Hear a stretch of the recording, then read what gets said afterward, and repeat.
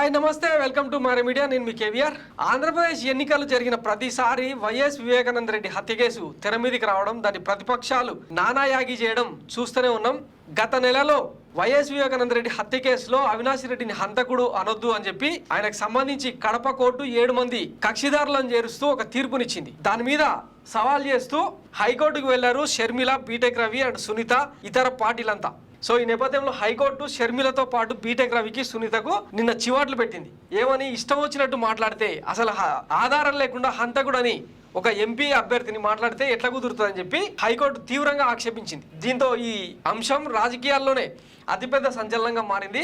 నిందితుడిని హంతకుడని ఎట్లా ముద్ర వేస్తారు? షర్మిల, సునీత, బీటెక్ రవిని నిలదీసిన హైకోర్టు ధర్మాసనం సునీత తదితరుల వ్యాజ్యాలకు విచారణ అర్హతే లేదు. వైఎస్ఆర్సీపీ తరపున సీనియర్ న్యాయవాది సివి మోహన్ రెడ్డి వాదనలు వినిపిస్తూ సునీత తదితరులు దాఖలు చేసిన వ్యాజ్యాలకు విచారణ అర్హతే లేదన్నారు. కడప జిల్లా కోర్టు ఇచ్చిన ఉత్తర్వులను ఎత్తేయాలని కోరుతూ బీటెక్ రవి తదితరులు అక్కడే పిటిషన్లు దాఖలు చేశారని తెలిపారు. వాటిపై కడప జిల్లా కోర్టులో విచారణ జరుగుతుందన్నారు. మళ్లీ ఇదే అంశంపై హైకోర్టులో పిటిషన్ దాఖలు చేశారని, ఇది ఏమాత్రం సరికాదన్నారు. తాము పూర్తి వివరాలతో కౌంటర్ దాఖలు చేస్తామని గడువు ఇవ్వాలని కోరారు. బీటెక్ రవి తరఫున సీనియర్ న్యాయవాది ఉన్నం మురళీధరరావు వాదనలు వినిపిస్తూ వైఎస్ఆర్సీపీ పిటిషన్ లో ప్రతివాదులుగా ఉన్న తమ వాదనలు వినకుండానే కడప జిల్లా కోర్టు ఉత్తర్వులు జారీ చేసిందన్నారు. ఇకపోతే వివేక హత్య కేసు 5 ఏళ్ల క్రితం జరిగితే ఇప్పుడెందుకు దాని గురించి ఇంతలా మాట్లాడుతున్నారని పిసిసి అధ్యక్షురాలు షర్మిల, వివేక కూతురు సునీత, టీడీపీ నేత బీటెక్ రవిని హైకోర్టు ప్రశ్నించింది. ఈ కేసును ఎందుకు మసాలా జోడిస్తున్నారని నిలదీసింది. కోర్టు ముందు పెండింగ్ లో ఉన్న కేసు గురించి ఎలా మాట్లాడతారని ప్రశ్నించింది. ఓవైపు కేసు విచారణలో ఉంటే నిందితుడిగా ఉన్న వ్యక్తి హంతకుడని ఎట్లా చెప్తారని నిలదీసింది. అలాగే హంతకుడిని ముఖ్యమంత్రి రక్షిస్తున్నారని ఎలా అంటారని ప్రశ్నించింది. ఇలా చెప్పడం తప్పు కాదా, నేరపూరిత చర్యల కిందకు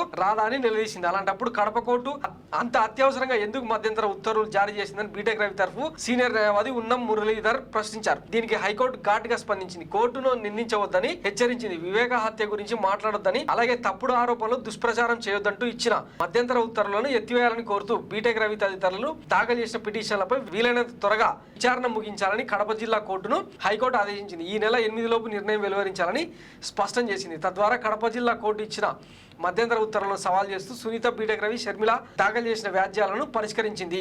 ఈ మేరకు న్యాయమూర్తులు జస్టిస్ గుహనాథన్ నరేందర్, జస్టిస్ వెనుతురుపల్లి గోపాలకృష్ణరావు ధర్మాసనం శుక్రవారం ఉత్తర్వులు జారీ చేసింది. ఈ సమయంలో ధర్మాసనం స్పందిస్తూ వివేక హత్య కేసులో నిందితుడిగా ఉన్న వ్యక్తిని హంతకుడిగా ఎట్లా మురవేస్తారని ప్రశ్నించింది.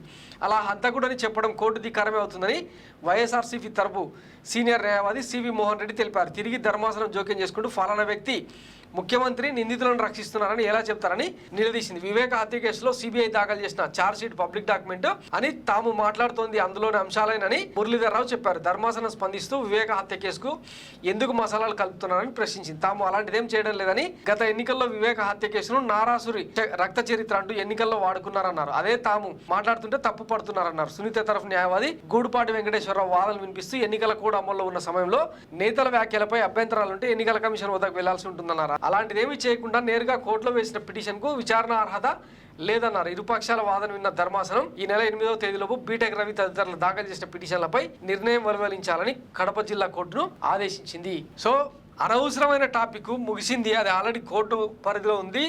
త్వరలోనే తీర్పు కూడా రిజర్వ్ అయిన నేపథ్యంలో వీళ్ళు దాన్ని తీసుకొచ్చి ఒక కడప ఎలక్షన్స్ కోసం మాత్రమే ఈ స్టంట్ చేస్తున్నారన్న సంగతి తెలిసిందే. దీని మీద ఈ పచ్చపత్రికల్లో ప్రచారం చేయిస్తోంది చంద్రబాబు ముఠానే. మళ్ళా ఆయన్నే ఒక వ్యక్తి ఒక కుటుంబంలో హత్యకు గురైతే దాన్ని రాష్ట్ర సమస్యగా ఎట్లా మారుస్తారని చెప్పి మళ్ళా ఇదే చంద్రబాబు ట్విస్ట్ ఇస్తాడు. వీళ్ళేమో కోర్టుకెక్కి ఇట్లా నానాయాగి చేస్తుంటారు. ఇప్పుడు సరిపోయిందా? హైకోర్టు చివాట్లు పెట్టేదాకా వచ్చింది. ప్రతిదీ ఇంతే. వైఎస్ జగన్మోహన్ రెడ్డి మీద బురద జల్లాలే, ఎన్నికల్లో లబ్ధి పొందాలి. సో ఇది వైఎస్ వివేక హత్య కేసులో షర్మిలతో సహా మిగతా కక్షిదారులకు అందరికీ హైకోర్టు పెట్టిన చివాట్లు. థ్యాంక్స్ ఫర్ వాచింగ్ మారే మీడియా. నేను మీ కేవీఆర్. Thank you.